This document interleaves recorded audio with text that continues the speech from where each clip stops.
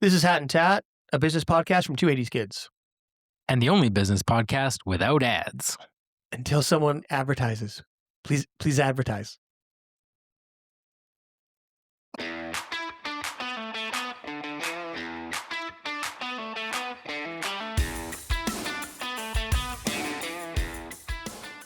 Okay, so today we're going to talk about Brian Chesky, CEO of Airbnb, and a recent interview he did with Patrick O'Shaughnessy from the Invest Like the Best podcast. Now, a couple of years ago, probably 1.5, 2 years ago, Brian Chesky was invited to Y Combinator, which he participated in, to give a speech to the current class. And he didn't have an idea what to talk about. He was driving down and just thinking about all the frustrations that he had at Airbnb.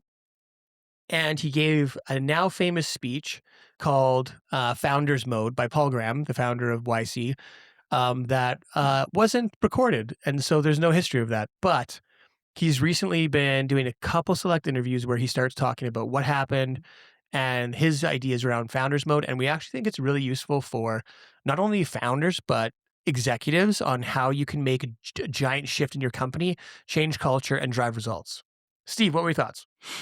Better late than never to talk about this, I guess. Yes. It's interesting because I never gave it much time when it first came out. I just heard the term Founders Mode and I just completely ignored it, glazed over.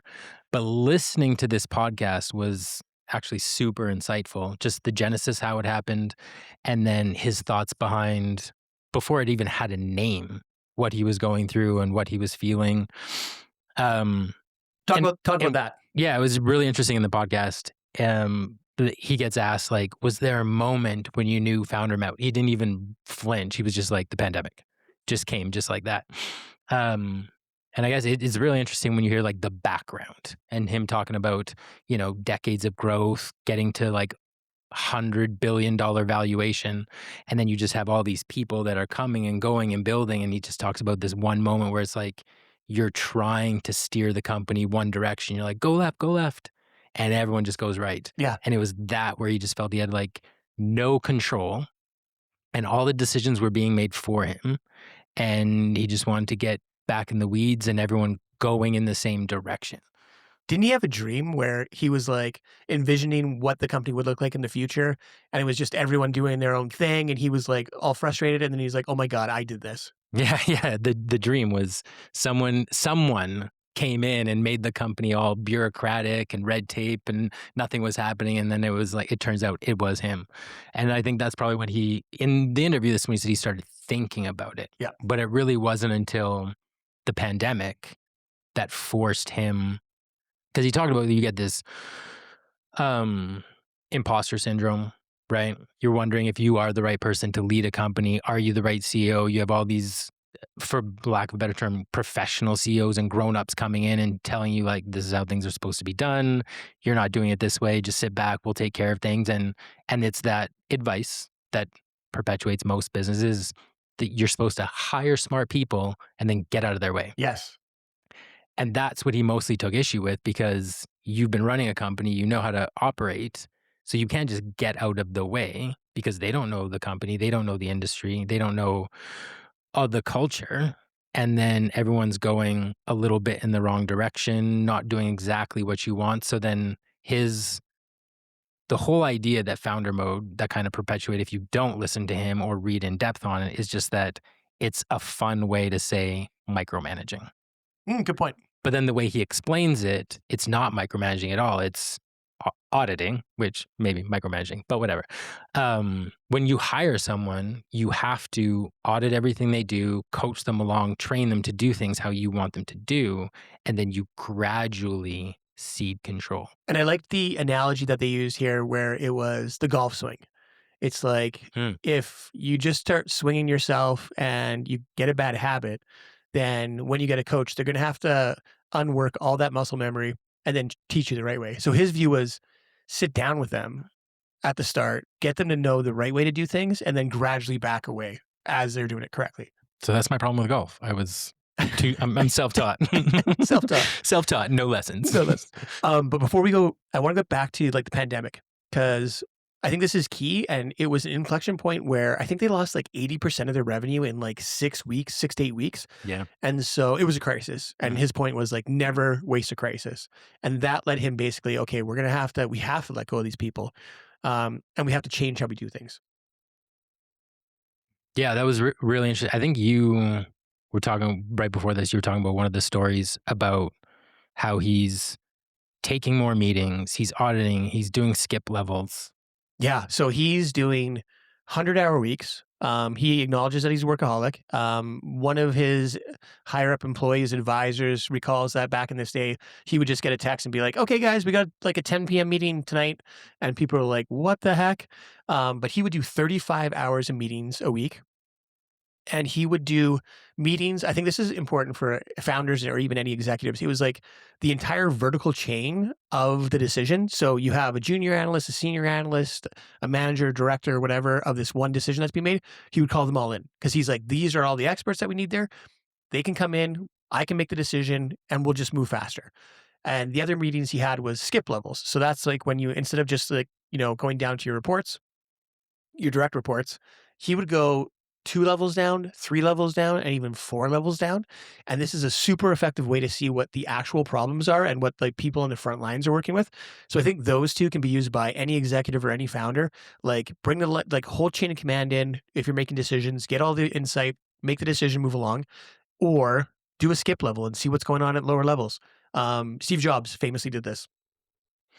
There's a couple when he gives that example, you can tell like the thought experiments that he puts himself through are just fascinating. Because even when he's talking about that, he's like, all right, it's not optimal for you to be like 3, 4, 5, 7 levels in a hierarchy. And his example was like the Catholic Church, oldest institution in the world, Yes. and people just say it has like 4 levels of management. So then he's like, well, ideal scenario is there are no levels of management. You just manage everyone. But then also realizing like that's impossible. Not one person can't manage 7,000 people. Like that's ridiculous. But then just going through that thought process of like how many levels can you eliminate to get as close to the customer as possible. And I thought that was interesting too. He always brings it back to like getting the frontline feedback, being close to the customer, making better decisions. I thought was a really fascinating point. And I think it's like there's the other key player right now, like Jensen Wang of NVIDIA, and he's famous for, he's got like 40 direct reports or whatever. So he's got very flat organization. I mean, it's one of the most valuable companies in the entire world. And he's also like in everything, right? And then you have Elon Musk, right? He famously goes into discussions on like limiting factor where he drops in and he's going with teams, which, this is the bottleneck and he's going to help solve that bottleneck, right? So I think it's, What was that one story when he's like Tesla was having problems and he's just like moved into the factory and was yeah, like sleeping there and like was expecting everyone else to put in like 12, 15, like basically work 24/7 to get things back on track and start hitting some targets? yeah, it was like his personal hell. I think they over automated and then they were like, they realized that no, you have to eliminate first before you automate. So that was a key finding for that period of Elon Musk's Tesla development. But yeah, no, he's notorious for just like wherever the problem is, I'm going to jump in, I'm going to do this. So I think it's like, I mean, knowledge of where the issue is, grit, just to put in the amount of time that's required. Um, and then I liked Brian Chesky's view though of like backing away eventually, right? So like be there, be involved, but then like back away and give your team some autonomy. So like maybe it's a once a week meeting, then it goes to 2 times or once every 2 weeks and then once every month. So I think that's important too. Yeah, because he does acknowledge it's not like we were saying earlier, is it micromanaging? And he fully acknowledged that that was not the goal or the end state. Like it's always to let go and give people autonomy, but it takes time to get there. And that was interesting too. And the founder mode, after a while, most people at the company, even if they may be a bit hesitant at first because they don't want to be micromanaged, but then at the same time, when there's a crisis, like everyone wants to be autonomous and do their own thing. But when there's a problem, that's when they would turn to him and be like, okay, what should I do? Yeah. So it's like everyone wants autonomy when things are good and everything's running smooth. But when there's a problem, that's when you want the help. And so even people that might have been resistant at first, eventually over time, when they realize founder mode and see it in application, they were okay with it because you're guiding, and then letting go. And eventually because he has all the power, he's able to transfer it easier over to someone else. And I think like this is an interesting segue to like the Navy SEAL teams. So he The Hawaii stabilized. project. Yes, yes. So he stabilizes the company. He, gets rid of people that he doesn't need. He makes it more efficient. And then it comes to this time where he gets like 10 people who are really skilled and sets them on conversion rate was like the first project that they had to do. So they would get together and all they had to focus on was improving conversion rate.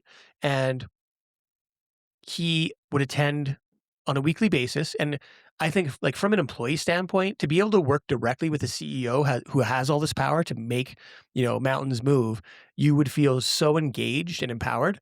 Especially the further are down the chain you are. Yeah, Like if you're 2 or 3 levels below, but you're like in those meetings, hearing decisions, hearing thought processes, not only is it interesting, but it skyrockets your career yeah, to be able to get that inside track. and you're going to work your ass off. Like you're Oh, going to get the most out of absolutely. people. Mhm. And so this team, 10 people, they're focused on conversions. The first year they improve conversion efficiency where it's like 100 to 200 million annual increase. I assume that's like total like wide sales, not Airbnb revenue, but total wide sales. But then the next year it's 2 to 300 million. And then the next year it's like 4 to 500 million in increased revenue. And then he just says, okay, like what's the next one? Okay, we're going to go onto the product now. We're going to jump into this. And I think there's some key insights from his approach. He was like, you want to stop and first fix all of the bugs and issues and all the crap. And then you look for small improvements, small wins, and see if you can improve things. And then the last thing you do is you just lean in and go, okay, how can we totally rework this section of our experience? And I think any company, like if you had any executive drop down to like some senior junior analysts and just create like a Navy SEAL team to like drop in and fix one thing. And I think it's key. You have to show up every week at the start to make sure that they're on the right track. I think that's super powerful in any large organization that has a small margin improvement is a huge leverage. I think the other thing that came out of that that I found super fascinating is admitting that Airbnb is a one-hit wonder. It was like a single product that took them to $100 billion. And then also admitting that they tried to launch other products, in the interim, and nothing worked. Everything failed. And then the going back to the Hawaii project, it was like, it's funny how he says it too. He's like, the problem was so obvious once you sit back after. And they just never started small because they were such a huge company. Every single new thing that they tried to launch or do, they just did at the scale that they were already doing homes, Was Airbnb, was typical Airbnb. was the Hawaii the Experience project? I think it morphed into it. Okay. So it was part of it because he had these small teams that were just working on small things from the business side. And then it was like, okay, well, let's try new products, but do it in the same format where it's like small team and let's just focus on one city and then 10 cities, then 100 cities. And then if it's hitting, then we go to scale. And I think it wasn't long before they were up to a dozen separate products. And then I think it was by 2030, hoping to have like over 50 different products, which is a massive departure, especially if you're thinking like 16 years just dining out on the same product over and over. Um, And I think this is funny. Like we were talking about this before the pod, but if you go back in the history of Airbnb, I mean, they struggled at the start. Like the first conference, I think they had 3 people rent air mattresses. The next conference, they had whatever, single, double digits, but not a lot of engagement. And then they went into um, a larger usage of different states and everything. They were in New York, and then they finally got to YC, and they put in their letter. They got an invite to the interview. They go to the interview, and they're like, "Okay, our business is actually renting out like extra space in people's houses." And Paul Graham, who's the leader there, he's like, "This is weird," which is it is. it is it totally was back then. Now it makes sense because Yeah. people do it. But before, it weird. It's weird, and that's I mean, that's, the life of a founder and an innovative product, but they give their pitch, doesn't go well at all, and they're walking out. But during their story, I mean, they had spent $20,000 to get Airbnb up and running on credit cards, and they were like, "Shit, we need to, like, pay this back."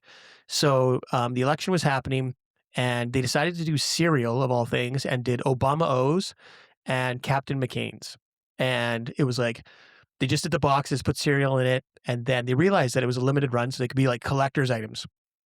So they sold these things for like $40 a box, paid off their credit cards, and they walk out of the room at YC and go back in after Paul, because Brian realizes, oh crap, like I was supposed to give him a box of this. So runs back in and he's like, oh, Paul, like I got you a box of Obamos. And he's like, what's this? And then he tells the story of like, oh, well, we were running short on money and this is, a way that we could pay off things. So we just hustled, found out how to do this and then sold this. And sure enough, they got a call back, not because of Airbnb, but just the character and the hustle that they had. Um, so they're in YC and they're earning like $200 a month, like nothing. And they call this like, I think they called it like the planes, the mid planes, where it's just like your revenue is like flat. Like there's just nothing. It's just flat. And this goes on for like 6 months. And they're talking to Paul Graham at one of the meetings. And he's like, well, where are your customers? And they're like, well, they're in New York. Like that's our biggest customer base. He's like, what are you doing here? And so they flew out to New York. And famously, one of the things YC tells you is like, do things that don't scale at the start. That's how you can compete with bigger companies. Just do things that don't scale. So they went door to door to all the people that were customers of Airbnb in New York, and they started taking professional photos. They just brought out a better camera, had better photos, better staging, and that's where it started to take off. So I find it hilarious that like they spent over a decade with this one hit wonder, and then they finally realized that no, you can start small in like a little town, a little area, focus on that town until you have people who love your service and then grow from there.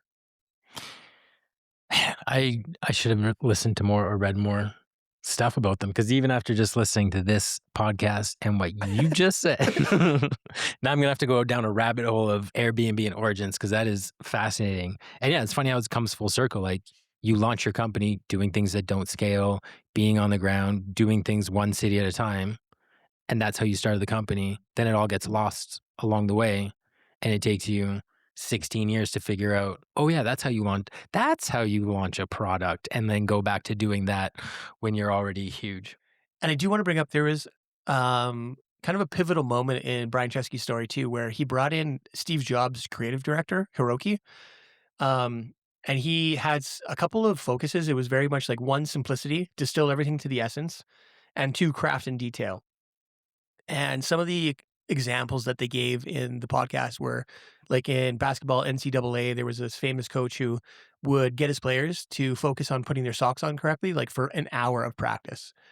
And it's all about focus on inputs.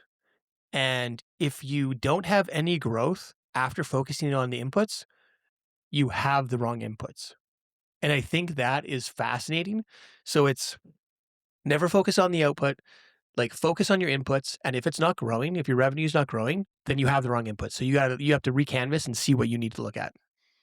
That's interesting, because when I listened to that anecdote, I had like a slightly different take, Mm. and and I thought it was like very opposite of some of the main advice that you hear out there right now. So one, he's saying focus on the output. Don't focus on the outcome. Like your outcome shouldn't be, I want to be a founder of a $1 billion tech company, or I want to make a lot of money.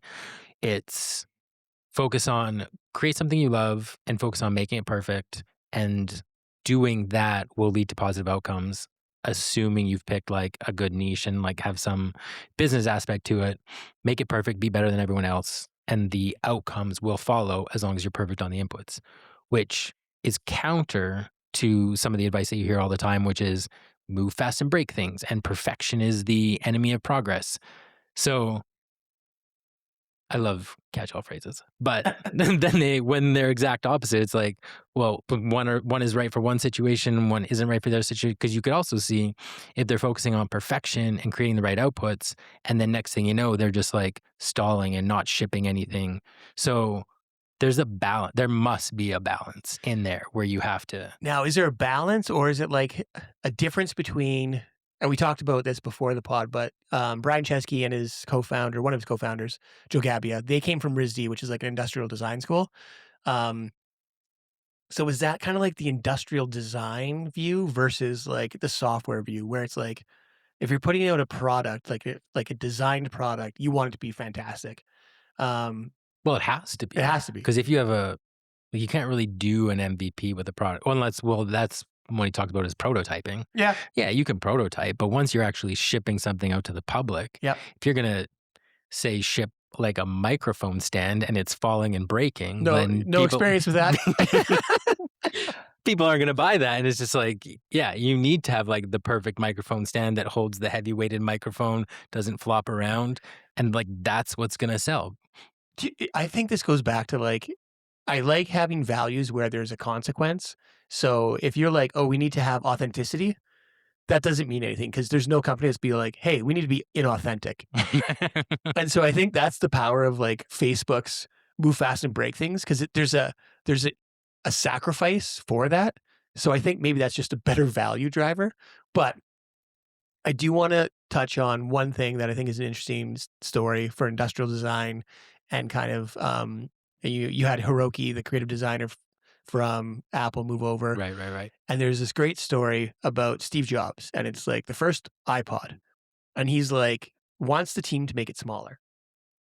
And they're like, "Yeah, this can't like this is already amazing. Like, Steve, this is the best." And there's an aquarium, and he throws it into the aquarium, and bubbles come out. And he's like, "See, there's space." And I was like, "Man, like that's to me like that's founder mode where it's like you're pushing people, you're in the details, and who cares what it looks like inside, but you want everything perfect." And I think that kind of defines founders mode where it's like you care so much that you just make other people care and you drive that culture in your organization. You know, there's a moment at the end of the podcast when he's talking about like how grateful he is to everyone that gave him a chance because they believed in him. You know, like there's the people at RISD, there's people at Y Combinator, there's investors, there's his co-founders, and they all believed in him to do great things before he believed in himself. And that's almost exactly what he was saying about founders. Like if someone comes to him and shows him something and he says it's not good enough, he's not saying you're not good enough. He's like, I believe in you to do better, Yeah. so let's do better. And it's like that same example of the design and Steve Jobs throwing it into the wire. He's not saying like, you guys are bad at your jobs, figure this out. He's just like, I believe that this is the team to do it. Yeah. And it's, again, like people can take things the wrong way. It's probably all in the delivery. Sure. But I think you need to get that right balance. If you're going to audit people and be founder mode and be on top of people, you also need to like at some point show them that like you're doing that because you trust them to be the people eventually to make those decisions on their own and be autonomous and not always being looking over their shoulder. Okay. So now here's a question. You're an employee for one of these companies. You're working 40 to 50 hours a week. You're getting paid X dollars. Founder mode turns on. You're getting paid the same dollars, but now you're working 80 plus hours a week. What's the impact like for you? I think it's wholly dependent on what you're building and like how much you believe in that. Oh man, this is like totally like the SpaceX, Tesla, save the world. Like Yeah. this is like If you have that, if you think the company is doing something that's revolutionary and it's something that you see value in, and you also understand the deficiencies that are trying to be fixed, yeah. then I think you could totally get behind it. Yeah. And he even goes, yeah, I think you could definitely get behind that because you're like, hey, I've been quietly grumbling about these things for so long, or I've been telling my manager about these things for so long and no one's been doing anything. So now we're going to fix these. Like, let's do it. Okay, so that's pro tip from Steve. If you're working in healthcare and you're solving problems, you could probably go founder mode. If you're like making mustard, probably don't go founder mode. Or if you're like it's an email spam product, like, yeah, there's not a lot of people that are going to be like, I got 40 more hours a week for this. Anything else you want to cover on founder mode and Brian Chesky?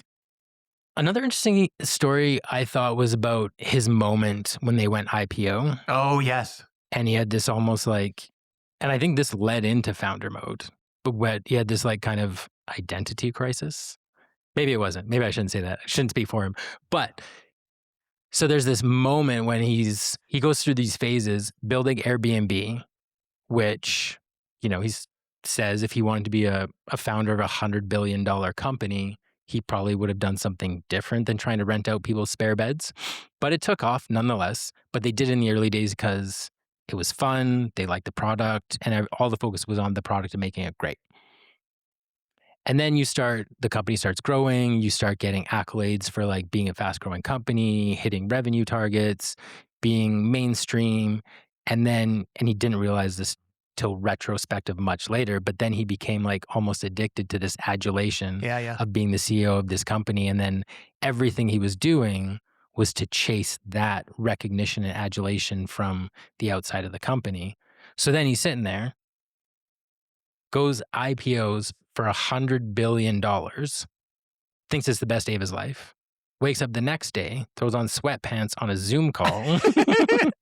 And he said it was like the worst day of his life, because then where do you go from there? And I think there's two huge insights for this. I think one for happiness, relationships. I mean, the Harvard longitudinal study has this great study on longevity, and one of the most impactful things is actually like your relationship quality. And if you think about him, he was working with two co-founders, and they were working against, to build their dream at the start. And then two, I think progress is happiness.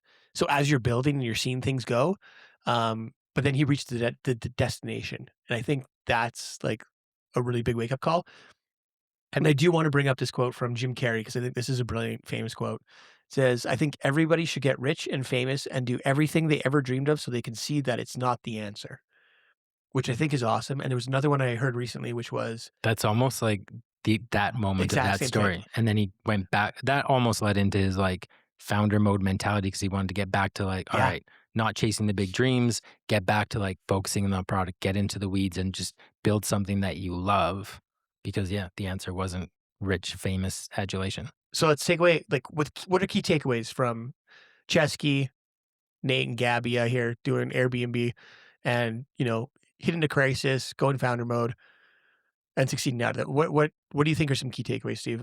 I can start. I think one is just grit. Like I was listening back to how I built this, like on the early days, and there's so many times where I would have been like, "This is a stupid idea. Like, let's just quit." And not just one, not just one. There's like several times and several spans of like half a year where I would have just been like, "Guys, this is stupid." Like but they had the grit and the belief, and so I think that's key. Like if you're going to be a founder with a interesting new idea that if it succeeds because it's weird and you're the only one doing it, like, maybe stick with it just a little bit longer. That's such a tough one, Yeah. because you hear the grit as like the key ingredient in success stories. But then you also hear success stories that are, we failed fast and we pivoted. Yeah. So, but I guess to my own argument, the grit might not be in the product itself, but it's just grinding forward as a team and finding the right fit and then pushing. But then I'm sure there's also lots of unsuccessful stories that you don't hear about, where people had grit, determination, and kept going and going and going, Oh yeah. and it really didn't amount to anything in Yeah. the end. It's a tough balance. It is. It's a tough balance. I think another key takeaway for me is if you're an executive or founder, larger company, a Navy SEAL team of like, skip level people on one key thing. But very importantly, you touch base once a week to make sure everyone's on target. I think that's an amazing way to get people engaged on doing something and like moving the needle. Yeah, that was a good one. For me, there was founder mode being an audit and not micromanaging. I thought the way he explained it was really good. Yeah. And it is just work with people, train them, show them how things should be done, and then gradually seed ground. And then eventually they get the autonomy that you hired them to do the job for them to do. Yeah. No, I agree. I think that's really important. Um, and I think another important takeaway is like never waste a crisis. Like there's going to be crises in your business. And when that pops up, like, yeah, you're going to have to put in more time. You might have to make really hard decisions getting rid of people, but you can come out stronger. That can be a foundation building piece of your story. Another one for me, we didn't talk about this. Is this bad form if I give a takeaway No, on no, no. something we didn't talk about That's at it. all? All right. This is going to be the cliffhanger, so you got to go listen to the episode. Or maybe we'll do something on this in the future. AI founder mode, which he talked about. Oh, yes. Or didn't talk about. Didn't talk about. Will be the death of the generalist and the people manager. And everyone needs to produce, be in the weeds, make things. I don't know if that's a key Dr. takeaway or Doom. just interesting. I think it's interesting. So I think let's speculate where he was going on this. I think based on what he was doing with founder mode, I think he sees an opportunity with AI to drastically improve the data set that is coming upwards to leaders. And I mean, Zuck is doing this right now, right? Like Zuck is turned on some software that is tracking every single person's keystrokes, mouse movements, all their activities. So you can have, two dystopian views that one, it's just trying to copy what everyone's job is so that they can outsource it to AI eventually. And two, that they're just, moving from keeping your Microsoft Teams light green to what is this person doing all the time? But I think from a positive angle, Brian Chesky would look at that and say, "Hey, like, no, if we see all the inputs and where people are all working, and we can put this into a data set that I can see, like maybe it's how effective is marketing every single hour? How effective is hiring? What's the bottleneck in finance? Like there could be all these things that he can get a view of, like a dashboard, and then figure out where he needs to jump in and help out." I would also speculate that in the layers of middle management, especially at bigger companies, there's so much information, there's so much data, and it's hiding in the weirdest corners Yeah. that sometimes it's hard to find. And you have that layer so employees can go to their manager, work through problems, get answers, get information distilled from above, down below, and kind of like that. But I think with more information being readily available, putting in platforms and systems where you can just ask a question and you have information at your fingertips, that level of information isn't as necessary because information will be more free flowing because it's easier access. And there isn't the same level of blockers on information. Yeah, I like that.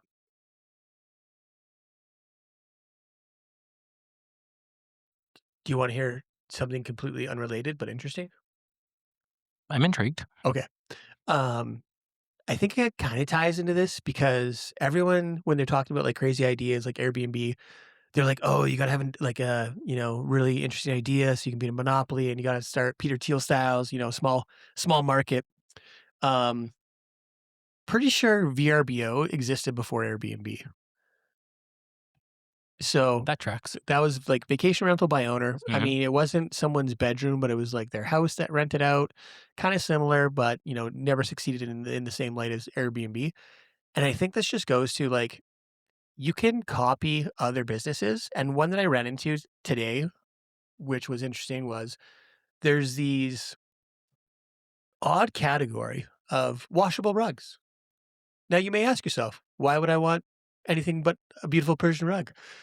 But if you've ever had kids or a dog or dropped a margarita on a Saturday, um, Or all of the above. or all the above in the same day, um, it's a huge benefit to be able to take off this rug and throw it in the wash. And so this company Bruggables did it. So there's like an underlay, they put it out, then you put it on this like little topper. And I heard of this other company that I'd never heard of before, called Tumble.